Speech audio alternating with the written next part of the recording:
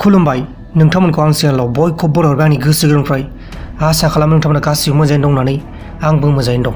गिबि निउसआनो जाहैबाय फाइजाल सिद्दिकनिफ्राय। फाइजाल सिद्दिक होननाय सासे टिकटक स्टारखौ अफिसियेलि एक्सन लासिगोन। फाइजाल सिद्दिकआ टिकटकआव एसिड सारनाय भिडिअ खालामनानै पस्ट खालामदोंमोन आरो बे भिडिअआ दा ससियेल मिडियायाव भाइरेल जागासिनो दं। दा बे टिकटक स्टार जायबा 3 मिलियननिसोबो बांसिन फलोवार्स दं बेखौ गोख्रों एक्सन लासिगोन नेशनेल कमिशनार अफ वुमेननि हेड बिथां रेखा शर्माया। नेक्स्ट खौराङानो जाहैबाय जोंनिया दुगैनायनिफ्राय।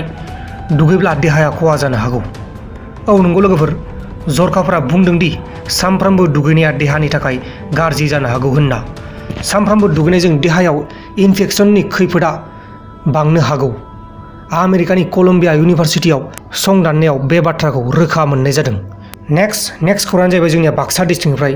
बाक्सा डिस्ट्रिक्टआव क्लिनारनि जबनि इन्टारभिउनि थाखाय बेसेबां बुरजा मानसि जादों नोंथांमोना नोंथांमोननि मेगनजोंनो नायदो नै। क्लिनारनि थाखाय 25 जनल' पस्ट दंमोन। दा बे 25 जननि पस्ट थानायाव हाजार मानसिफ्रा थांनानै बाहागो लायदों मिथिबायना। बे कर'ना भाइरासनि समाव कर'ना भाइरासखौ जेबो सानालासिनो गावनि थांखिखौ जाफुंसार होनो खारलांदोंमोन न'निफ्राय इन्टारभिउ होनो। दा बेनिनो नुथाय नोंथांमोना नुगासिनो दं। जोंनि आसामाबो कर'ना भाइरासजों जुजिगासिनो दं। दा बेनिखायनो बयबो गावनि न'आव थाबानो जाबाय। लोगोफोर आरो बेबायदिनो गोबां खौरां दंबावोमोन नाथाय समनि आंखाल आरो दा मोनाबो जाबाय। दा बेनिखायनो बेखिनि खौरांखौ नोंथांमोननो फोरमायग्रोनाय जाबाय। आसा खालामो नोंथांमोना बेखिनि खौरांखौ मिथिनानै मोजां मोनबाय होननानै।